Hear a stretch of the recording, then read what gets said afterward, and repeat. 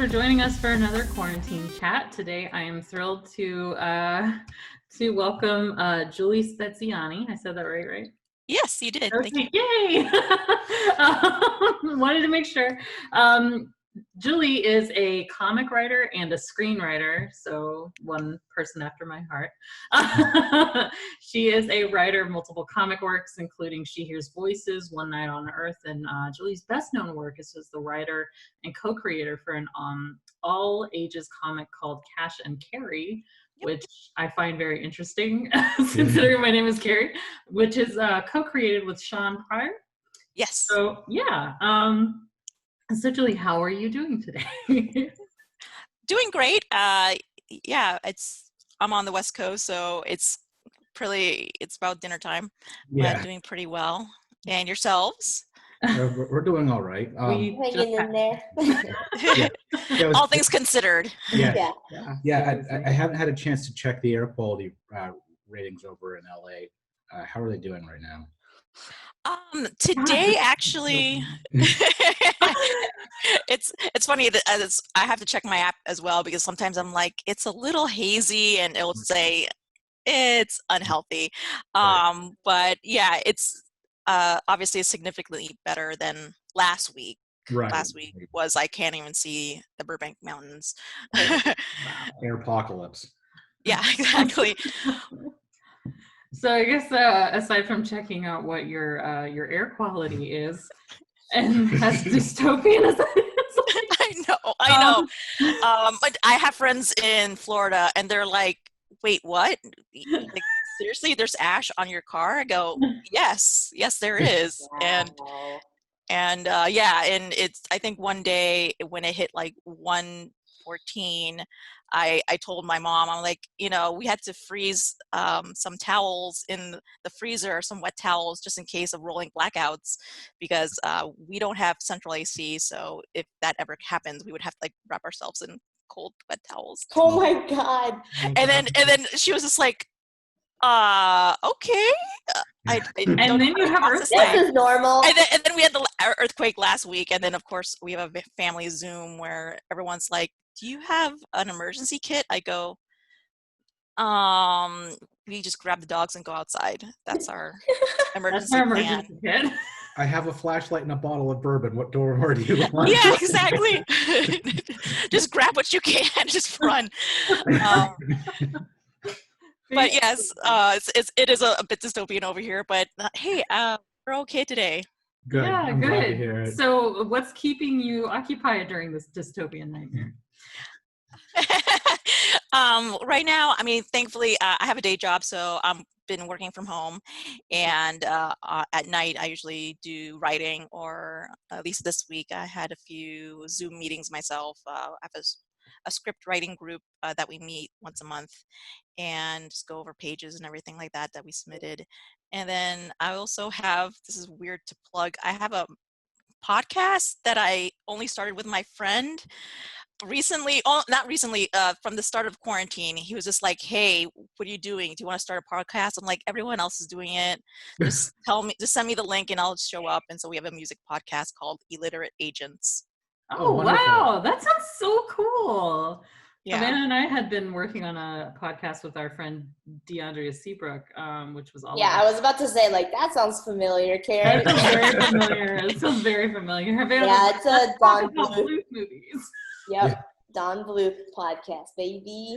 Oh, nice! I love Secrets of NIMH. Yeah, Secret of Yes. NIMH was really fun. We did a bunch of others. We'll send you a link. There's one more episode that still needs to be done. We literally finished all of them except one, and then COVID hit. I really, really regret rescheduling. Me too. Me too. I agree. But that's really cool that you also do that, Giulie. Also, I'm in the day job crew, so okay. I know what that's like. That's very cool. Yeah. So actually, since you do have a day job, like, how do you stay creative? Like, the day jobs that I've had in the past, since this is now my day job, are making comics is my thing. Thank God. For me, it's been like, I remember when I was working a day job, like, it would really drain me. And I know Havana has also had to deal with like how draining her day job can be. So how do you stay creative after that? Just lots of little breaks. I mean, it's funny because with my day job, it kind of uses my left brain. It's like Excel sheets and emails and everything like that. So it's not at all creative. So when I do sign off, I go walk dogs, make dinner, and then have that segment of time at night to write. And so I kind of been doing that pretty consistently, just so it kind of just is automatic and routine for my brain to be like, oh, time to be, productive in this sense. And even if I don't get a lot of pages done that night, I still carve out that time just to like sit in front of the laptop and try to do something. I really admire your ability to be disciplined enough to have like a hard mode switch. Because my problem is I keep fluttering back and forth between them, like, oh, go left brain, right brain. No. Yeah, and actually during quarantine, it's funny because it's not like I have much to do anyways, but at the same token, obviously it does get draining, especially with like the news feeds. It's kind of like I really need to sign off and not Right. kind of like to turn off the internet and try to like think in a creative space. Yeah. Absolutely. Yeah, I don't know if you agree, or one Austin Kleon quote that really resonated with me as someone who works a day job but is creative on the side is let your day job be your escape from your art, and your art be your escape from your day job. Oh, Is that I like that. Yeah. Resonates with you? I think so, especially like currently with the screenwriting bit. I just finished the first draft for a feature horror, and That's first of all, congratulations, because thank that's you. a feat in of itself. Good job. Wait, what is this? It's a horror script that I wrote. It took about a year, and it's a horror feature that I wrote for my screenwriting club that I have, screenwriting group. And so I finished the first draft, and I'll be getting notes next month. So Awesome. That's impressive. That's so impressive. I have to admit, like, I think it was the last book that we were working on. I had to basically rewrite everything from the ground up, and I did it in 3 weeks, and it was awful. So, oh wow! I'm just like, after I did that, I was just like, anybody who works in features is a freaking god. I can't. 3 weeks. That's like I can't even imagine. It was awful. Yeah, you're just getting the IV from like the coffee filter, just right. at that point. Yeah, that was, oh gosh, a while ago. 2017? Something like that. Oh, we've been working on this book for way too long.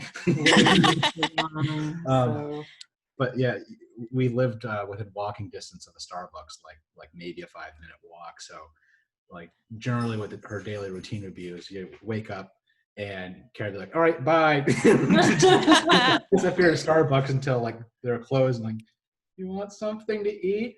Oh yeah. Oh yeah. I mean, you're just so in it that you get to do the other stuff. Yeah. What? I need to use the bathroom. Oh God, and it's right now. Yeah, you kind of get in that headspace. So, okay, since you do a lot of, you've been working on screenwriting and stuff like that, I'm curious, like, since you do comic writing as well and you love films, what are like some of the films that actually inspire your comic writing, or comics that inspire your film writing? Oh, that's a good question. Well, I mean, the films, I guess a lot of like animated films. I know we had mentioned Don Bluth, Secret of Nim. That was actually a pretty good influence on She Hears Voices, on the short story that I wrote. And just kind of like, I've always liked the idea of like, oh, talking animals, but also like humans talking to animals and vice versa. And I feel like that sort of childlike wonder does lean into the comic book writing that I do, especially with like all ages. I feel like that's like the most fun. And it's just kind of like, you kind of have to think back to when you're a kid and, wowed you and what made it so magical, having that imagination. And so it's kind of like I remember for one of the pages for Cash and Carrie, I gave Marcus Kwame like a kind of like a prompt, kind of like, oh, think of The Simpsons, you know, the horror, what was it, the horror treehouse? Yeah. Or something? Yeah. Yeah, and so think of that, you know, as just kind of like really campy and out there, but kind of like fun, weird. Right. And Right. so yeah, I think a lot of pop culture does influence a lot of my writing, especially comic books, because you could do anything in there. You don't have to think of like budget. You just have to think of what is in your realm of imagination. Right, and what the artist will murder you at the end. Yeah. That's another problem. As I learned, no horses and no feet. Right. And also try to limit the crowds. I need 344. Yeah, that thankfully I don't have that in my scripts. Whole armies going against each other. No. No. So, I mean, as somebody who has worked on all ages stuff, I will admit, for me, working in all ages has been a little challenging because I focus so much on older audiences. So do you, what advice do you have for writers like me who want to work in all ages comics, but are just like, how do I do that without violence and blood? Well, that's the funny thing. Like, I love horror, and thankfully, like for like Cash and Carrie, I knew my audience, and as long as you know like the age groups, I think that helps a lot. Especially, I mean, obviously you're trying to be too violent, but you could also be just kind of somewhat like spooky and just kind of like hint to it and just kind of like imply it. And also, it's kind of fun when if the characters are also kids, because you just kind of get like really goofy ideas, just kind of thinking like what their imaginations are, because obviously as an adult, my viewpoint is very much skewed now. But as a kid, I mean, you just kind of like, I don't know, you just have a different perspective. And yeah, I guess you kind of have to mind that a little bit. And if you have like nieces and nephews like I do, you could also like text them and be like, would you think this is funny? Not because I'm your aunt, because you really think it's funny, or you think it's stupid. Make you laugh. Yeah. Damn, you got it. You got like a built-in focus group right there. I really Yeah, do. exactly. I'm kind of jealous. I won't lie. I'm a little jealous. We've got two nieces, but they're both pretty young. Oh, I mean, Melissa's to kindergarten. So. Yeah. So I feel like most of the people who have kids, this is like babies. Yeah. Yeah. That's probably not the best focus group at the point. Yeah. Let's just work on nursery rhyme books. Right.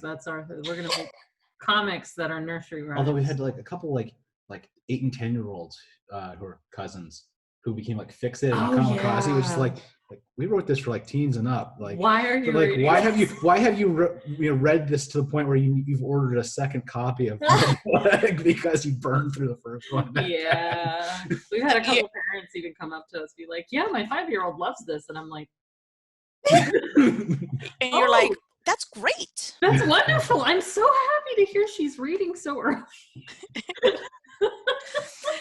It's kind of like, well, you know, they're growing up a lot younger these days, so it's fine. Yeah, it's I agree. They are in some cases for sure, but I just remember like what was it, Elf Quest?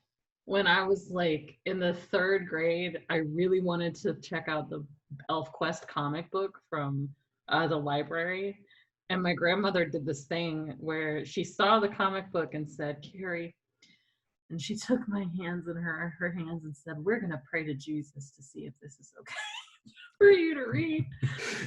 And it wasn't. Jesus said no. See, I'm very lucky that my parents did not scrutinize anything that was animated or cartoons. So you got the all access pass. Yeah. I'm the youngest of 8, so it was literally Wow. anything. I was all hand-me-downs, all Mm. their books. Oh, so you were set. Yes. You were great. Yeah. So whatever they watched, I was just like, well, I'll just sit in and see if they need to cover my eyes or not. And yeah, so I was watching, I remember, I think I was watching way too early Aliens. Yeah, I was like way too young. Nice. Is But there at this, ever an old enough age for aliens, to be honest? Is there really ever an that's true. But yeah, as a member of a very large family, I was just kind of like, I'll do what the other kids are doing, and they were all older, so that's fine. Is adult supervision, it's there. Yeah, it is there. That's true. So, let's see, where was I? Oh yeah, right. Is there any lessons like in writing that you've kind of had to learn the hard way? And what was it? And how would you advise others to learn from your own mistakes? That's a good one. I think certainly, like, recently I've noticed, and I've heard of it, but I didn't experience it. It's like you can't just wait for a muse to show up. You have to be there and do the work, and then just like plow through it. Because before, in my earlier years of like writing, I'll be like, oh, I'll just, when I feel inspired, I'm gonna write, and that's not always the case, because when you have a deadline, you can't wait for muse, you can't wait for that inspiration, and whenever you feel like it, sometimes you really do have to push yourself.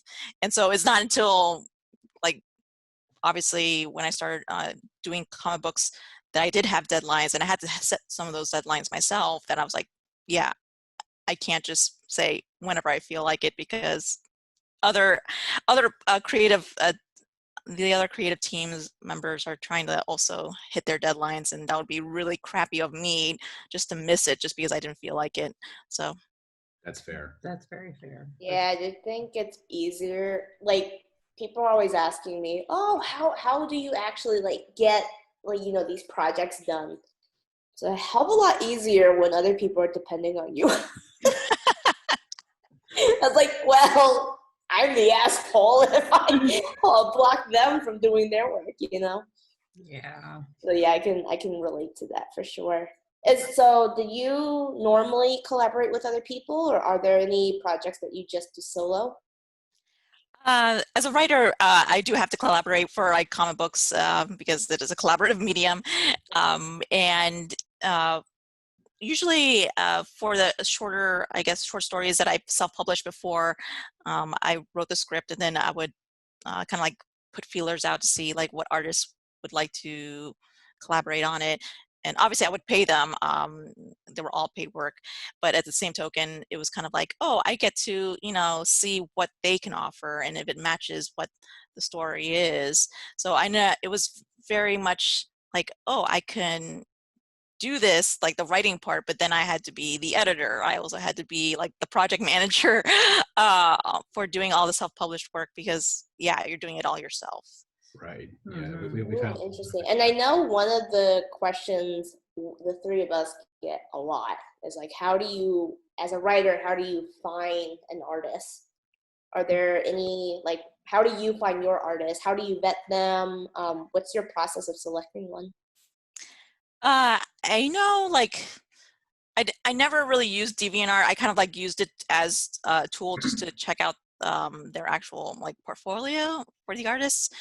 But I know now that I'm very like on social media, especially on Twitter, there's like comics Twitter, and a lot of people know each other. So if there's anything that I would want to have an artist for, I would just put out the feeler, be like, hey, I'm looking for a penciler, inker, for short project, DM me. And then a lot of my artist friends already that I've known through the years, because I've gone to a lot of conventions, they would just retweet and just spread the word that way. Yeah, conventions are great for building that kind of a network. They really are. I'm really tickled to hear you work with Marcus on Yeah. Cash Carrie.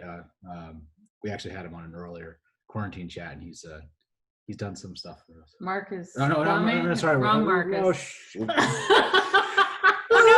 Oh I was like that's amazing. We know a Whole lot. world.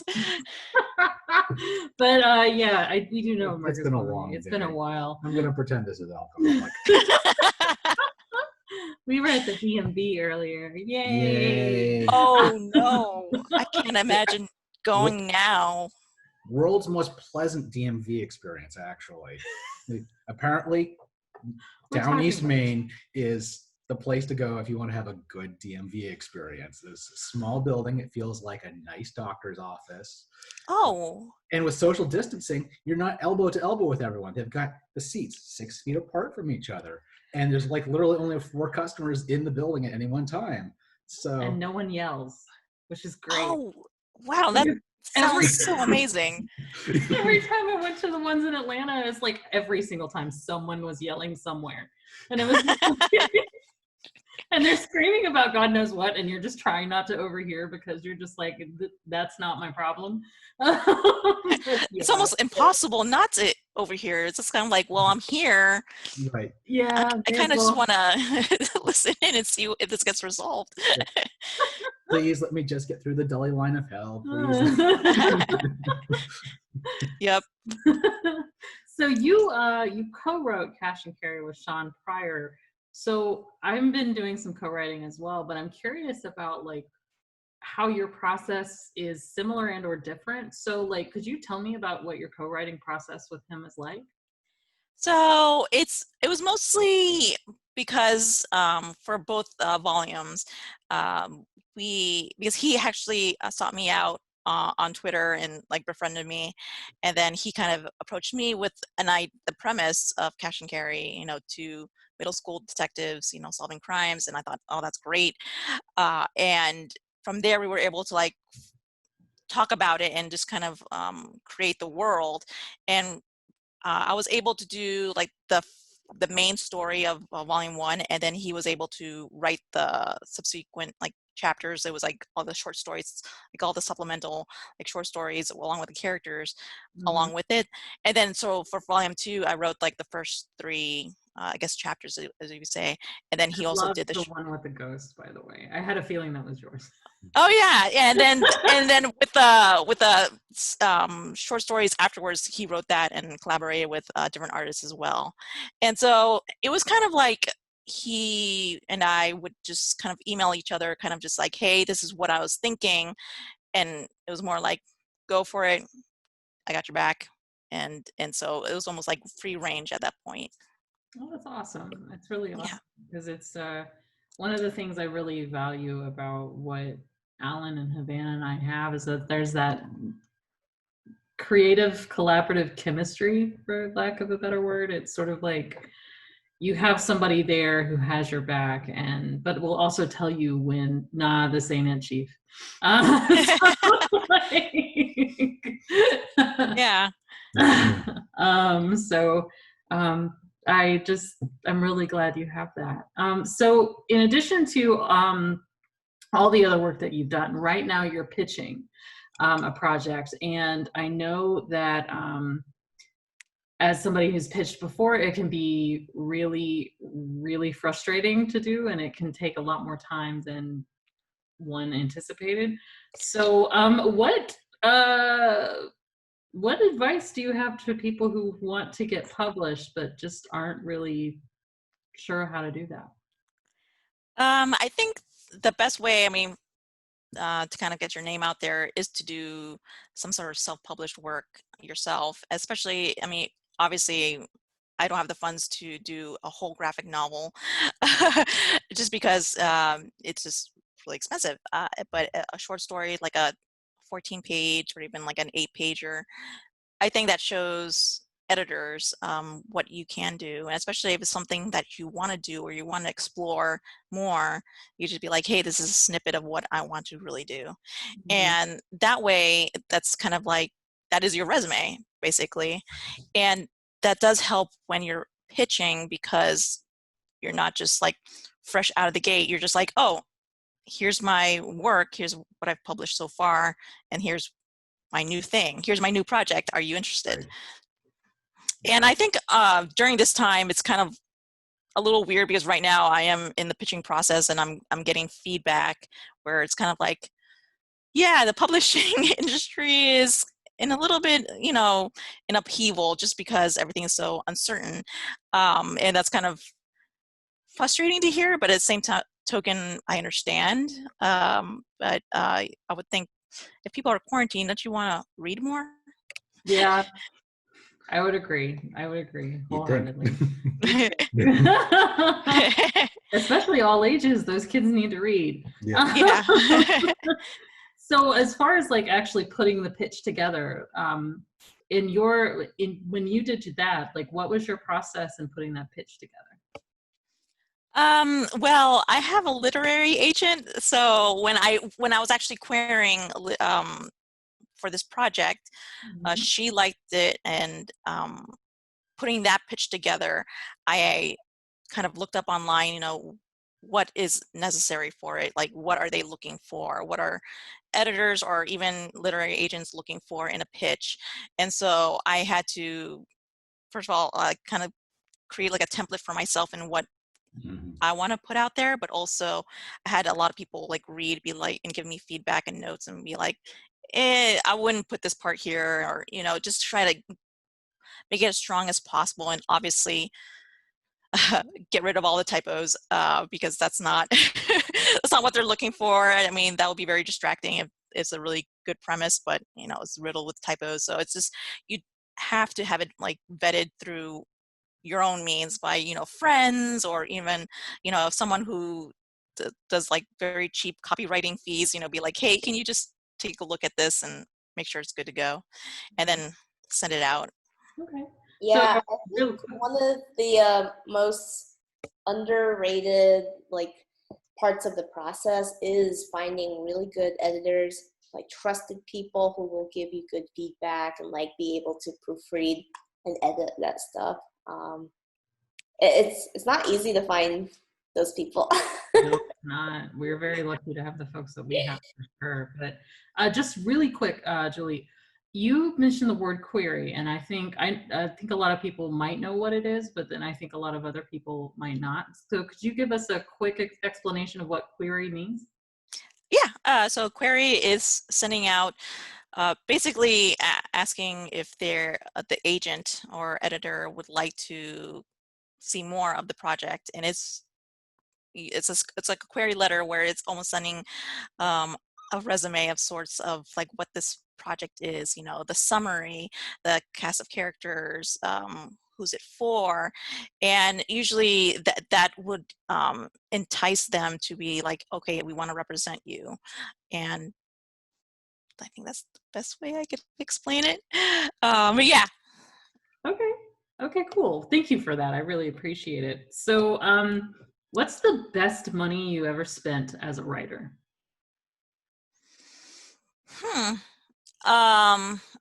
A standing desk, as you can see.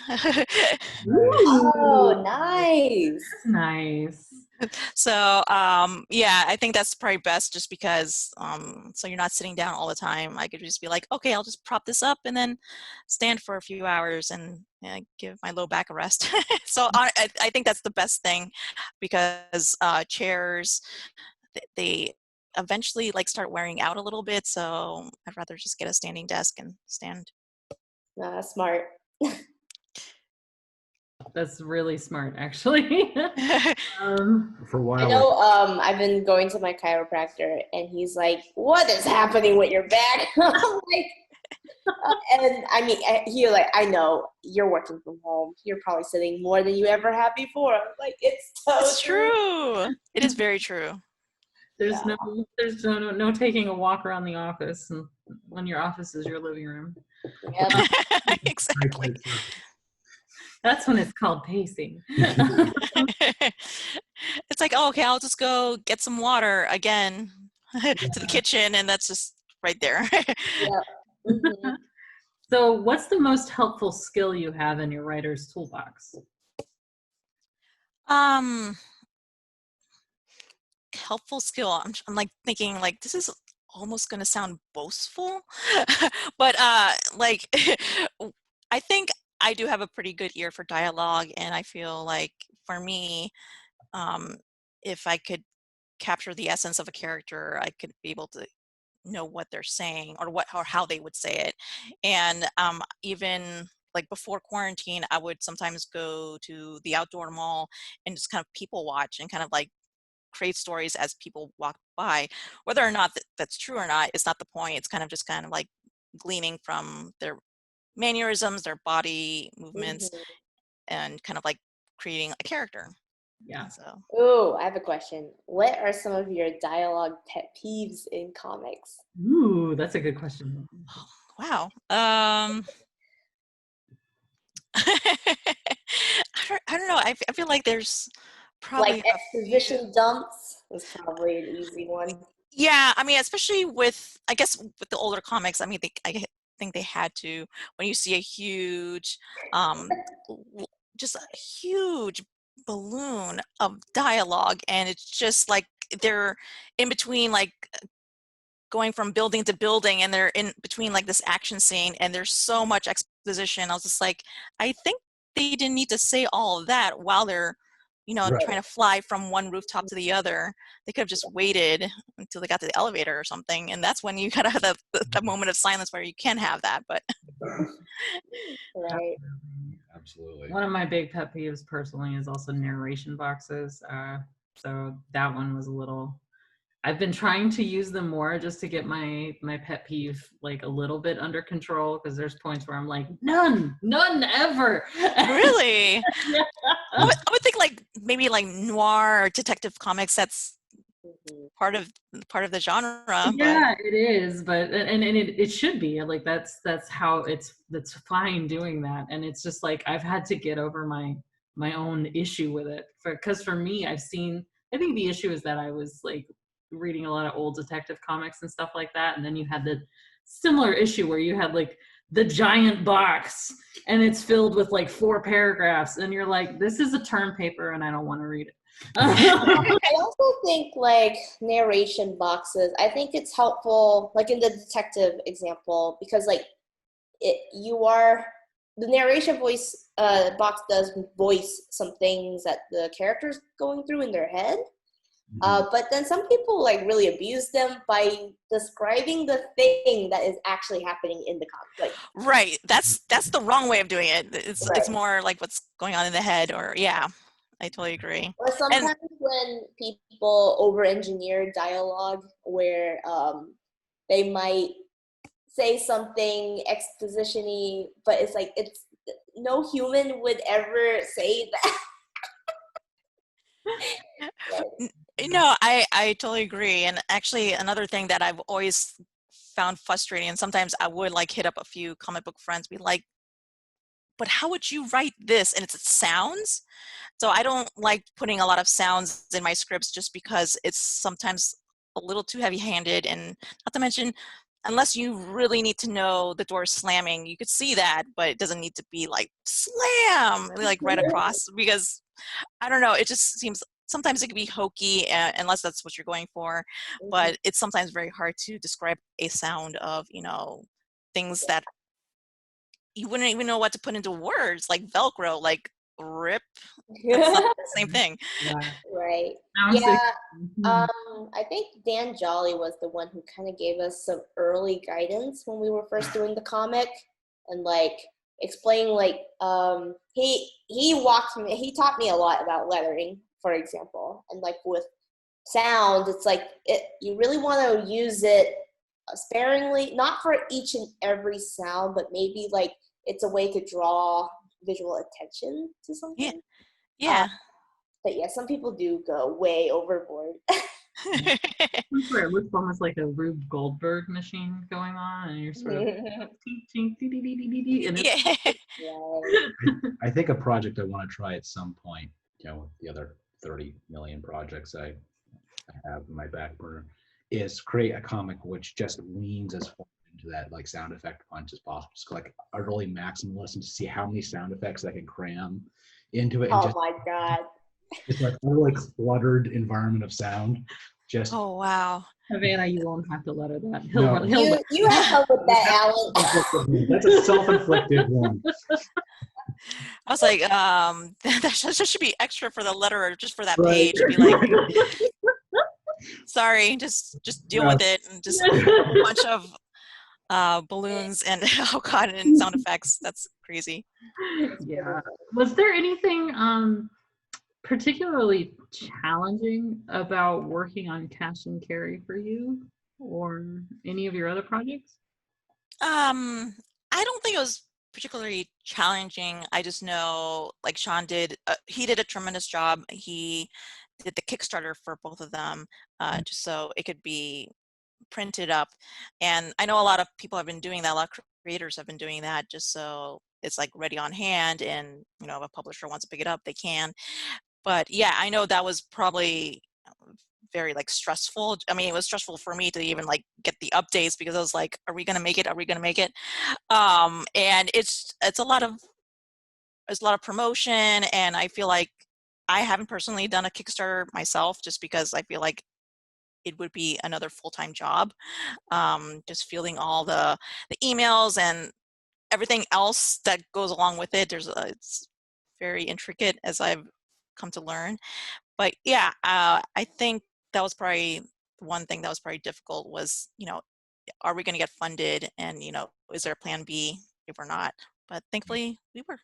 Yeah. Yeah, it's we've done three now, and every time it is always that this time we've got it made. Yeah, this time we've got it all figured out, and then immediately as soon as you launch, like we know nothing. We know nothing about how to make money off of this.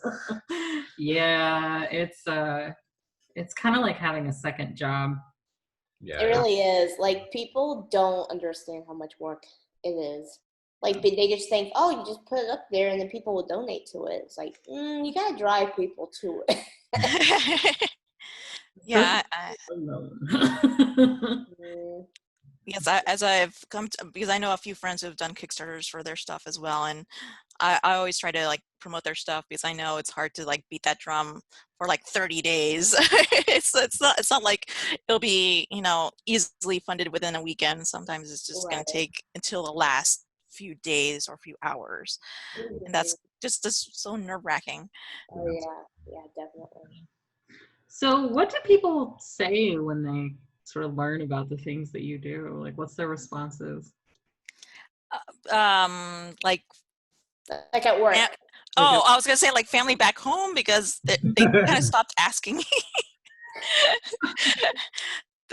It's one of those things. They're like, "Oh, you're working on a comic. Okay, that's what you always do, though." I'm like, "Yeah, but this is a different comic." Um,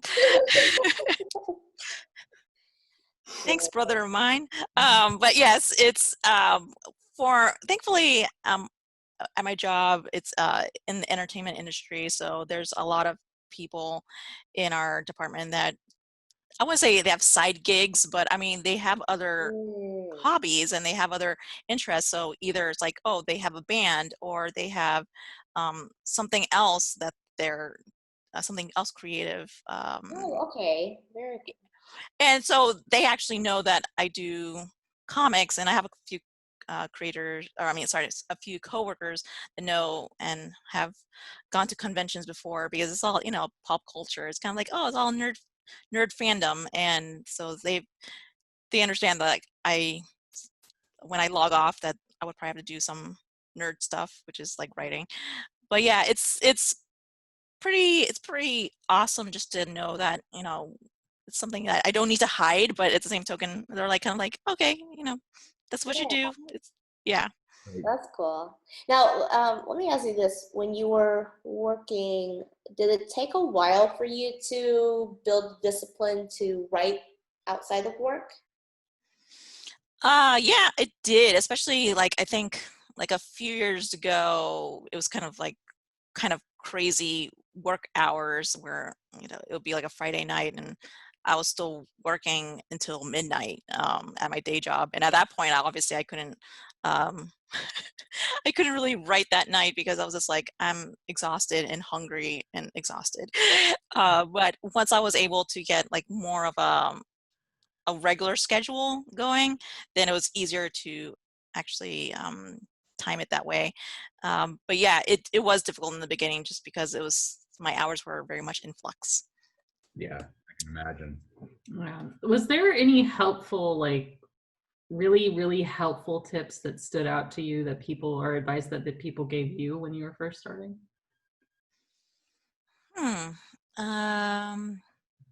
Copyright your stuff.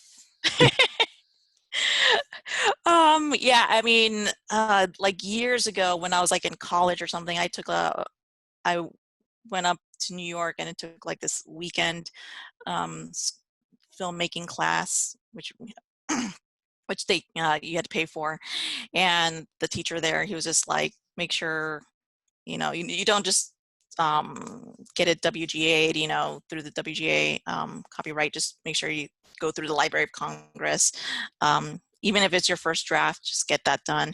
And it doesn't sound as paranoid now as it did before. I was just like, who's going to steal my idea? This is not even like a brand new idea. It's just the way I write it, but that is copyrightable. And so I think that's probably the best advice that I got early on.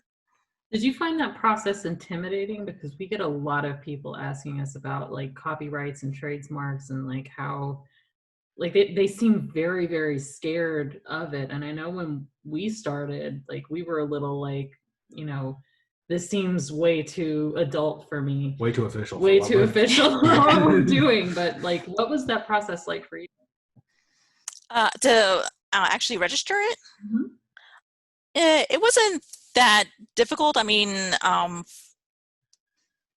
especially going online, you kind of just follow all our instructions, and it was just more, let me get whatever I'm writing to the point where I do want it registered, because obviously if it's something that's like a rough draft, I wouldn't spend the money on it, because you do have to, I think there's a fee. But it wasn't that hard, and honestly, I still have like all my because they send you like a mail certificate. Mm-hmm. I still have that all in my filing cabinet, so if anything, that's still there. And it's kind of like peace of mind that this is something that, yeah, I did it this way, it's official. I don't really have to worry about it until later if there's a severe rewrite where I would have to register it again. But even then, yeah. Okay. That's fair. So you said that you went in college to a film class in New York, right? Yeah. What came first? Was it the writing for comics or screenwriting? I would have to say screenwriting, because I was born in Miami and went to FIU, in South Florida. Mm-hmm. And so I got my degree in mass communications, specifically television production. I wanted to go into screenwriting, and so I drove out here for screenwriting, and then got into comics that way. And it wasn't because of any like superhero movie. It was just because I ended up meeting my future husband, and he was really into comics, and he kind of gave me the kind of like, oh, here's what you might like, just based on your personality. And from there, I was able to be like, oh, I can write for comics, which I understand is a different medium. And so I started getting more ideas in that way. Nice. That's awesome. So do you write with your husband? Initially, yes, when we were self-publishing early on, because since we were going to conventions together, we created a company called Ginger Rabbit Studio, and it's basically our self-published works. And we have one comic that we co-wrote together, and that's Golden Age. And he would write his comics and seek out his artists, and I would write my comics and seek out mine. And so there was a lot of collaboration in other ways, and it was great to have like that partner just to be like, oh, can you read this over and like make sure it makes sense. And so that way we were able to kind of learn from each other, because I knew he had such a solid history of comics that I could just ping him and be like, was this ever done before? Do we have that comic in our giant bookshelf? And he'd be like, oh yeah, just grab this and there you go. That's So awesome. Ah, interesting. yeah. Very cool. I know I'm sure a lot of people ask you about like what's it like to work with your spouse creatively together on something. Well, it's funny because it's like we work together, but our sensibilities are different. So as much as like creatively we're on the same page, like Oh, like different, like how? well, like he's more, I guess, like high concept, and I'm more like, you know, kind of like character driven, more new, you know, more subtle. And so it's funny because even with Cash and Carrie, even though it's all ages and you kind of get the gist of it just from looking at the cover, that's something that as high concept as I can go, but usually like my sensibilities are a little more like, you know, laid back, and his is more outside the box. Like he has one comic called Clown Fight. It has two clowns fighting. And it's great. It's a great comic. It's artist is Axel Aeneas. He's in Wow, Mexico. Nice. Yeah. interesting. So both you and your husband create comics separately as well, sounds like. Yeah, he has taken a little backseat with comic book writing for now, but Okay. That's I've nice. I've kind of forged forward into more comic writing. Yeah, That's really cool. yeah. Well, obviously, the Tuppers are a married couple duo, also working together on Kamikaze. So I'm always interested, like, hearing about other couples who create together as well. The other war stories. Yeah. I guess, do you have like the same sensibilities, or it's more like whatever you're not saying lacking, but like I guess you kind of complement each other in that Yeah, way, maybe. complementary strengths is probably the best way Yeah. to describe it. Definitely, I would agree. Like, and then Havana takes our complementary strengths and then brings order to them. Oh, nice. So it's I'm wonderful. also like a super fanboy about stuff. 'Cause- so sometimes like so where we kind of have a little bit of creative tension sometimes, like they really like the slow burn and I like it fast. So like it can actually work out because then we like there are parts that go really fast in Kamikaze and parts where it's a little more slow. I think it works out, but I think it is important to have different sensibilities on the creative team. Yeah. Yeah, I would definitely agree. It's one of those things that a lot of new creators that come to me are it's sort of like they're scared to have somebody that doesn't have the same sensibilities as they do, and it's sort of like you get strength from having people who are different from you, because then you know you have to think about things from a different point of view, or you have to actually understand the logistics of what you're writing and how that will make sense on the page. So it's I think it's really important to have somebody who can kind of be the strong arm when you can't be, if that makes sense. They can pull when you can't pull. Yeah. No, I totally agree. Yeah. Yeah, I'm trying to think if there's been a couple times where both Havana and Alan have caught me when I was just like really, really struggling. So have you ever had anything like that happen with you and your husband, or any other friends? In what way? Just like, you know, really help you, support you, remind you that, you know, you're not crazy. You do this. Yes, very much so. Actually today it was it was one of those days where I'm like, I'm very much stressed out, and my husband's like, tell me what to do to help you. You're, you know, just he's been absolutely supportive, and especially since he sees, because he also works from home, he sees that I log off.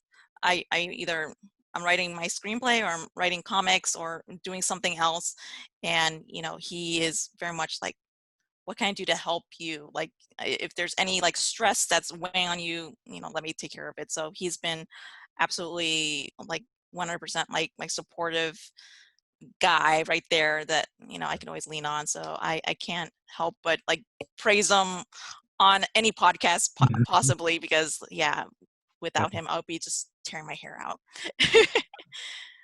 That's a very familiar feeling. So speaking of like tearing your hair out and all that kind of stuff, what does self-care and kindness look like to you in 2020?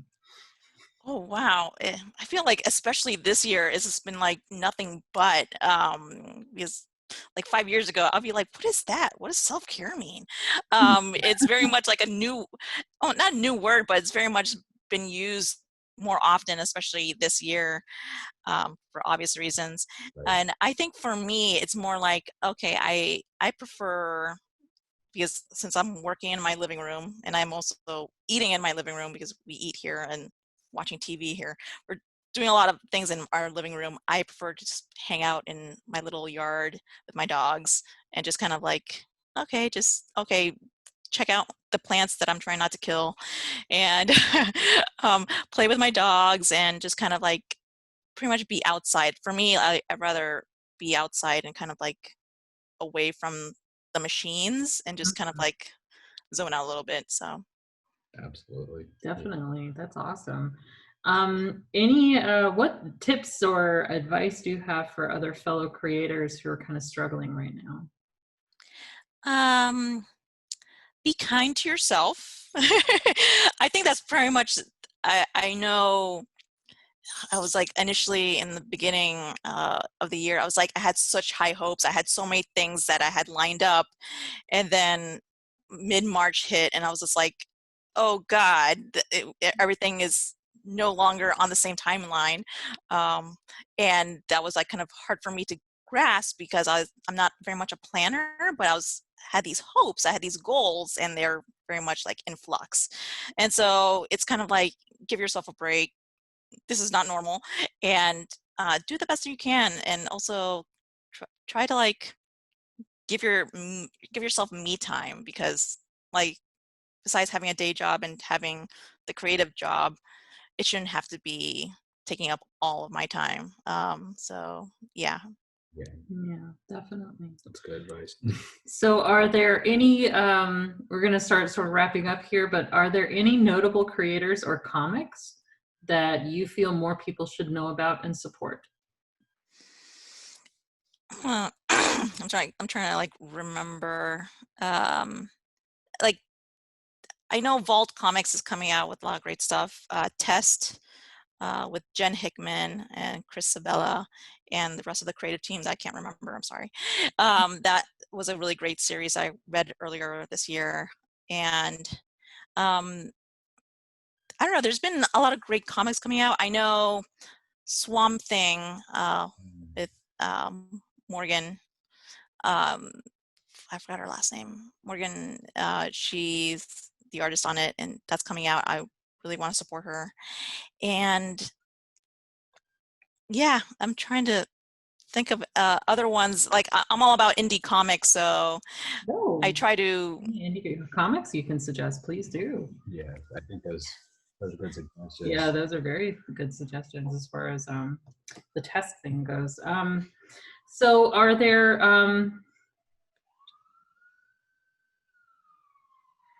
I think that's on her end. oh jeez. Oh no. Oh wait, is it the sirens? That's probably that's so me. We're literally in the middle of nowhere, so I'm like, oh no. No. I always have to tell my co-host on my podcast, my friend, because he hears the sirens. He's like, "Oh no, are they coming for you, Julie?" I'm like, "No, they're not." It's very much nightly. Like it's almost like an LA thing where, hey, the news. Oh look, it's a chase. It's a car chase. Like there's nightly car chases that all the news channels are, tuned into, and so you can't help but watch. You'd be like, "Oh, is that my neighborhood? Is that my neighborhood?" No. Now they're my neighborhood. It's kind of like one of those weird things that you have to like know if you're in LA. It's like, oh, sirens, helicopters, that's just a daily thing. Okay. Yeah. Since we left Atlanta, it's like I'm like hyper aware of any service vehicles going by. So it's just like, oh yeah. All right. So where can we find you online, Julie? You can find me on Twitter. I guess that's where I talk mostly about comics. Comics Twitter at Giulie Speziani. And also, if you want to check out my comics, you can gingerrabbitstudio.com. That's where I have all my comic book work. And then, of course, if you want to listen to me ramble about music and my friend making fun of me, you could tune into illiterateagents.com. Nice. Nice. And finally, our last question is, what's making you happy right now? Oh, Oreos. Oreos? That's a good thing to be happy about. Oreos. Okay. I've been going through a pack of Oreo thins a week. I am addicted to them. But then, like, the past couple weeks, they've just been completely gone from my grocery stores, and it's the worst. Oh my God, they need to stock that. Like that is honestly, I mean, I love the Oreos, but it's been that point where I'm like, mac and cheese, go to comfort food, but also Oreos, because why not? I don't mind gaining on the few pounds. No one's gonna see me anyways. It's so funny because I've never bought Oreos in my adult life. And then this year, all of a sudden, I'm like obsessed with the Oreo thins because I like the crisp, and it's like just enough sweetness. But yeah, like I my boyfriend actually makes fun of me, like, you've got a problem. Nabisco, if you're looking for someone to sponsor. Yeah. There you go. Perfect plug.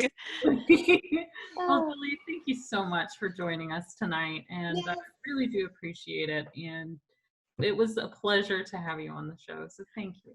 Well, thank you again for having me, and this has been awesome. It's been a really great. All the questions have been great. Thank you. Awesome. Well, thanks for everybody for joining in and listening to us chat and ramble on. We'll see you next quarantine chat. Bye. Bye. Bye.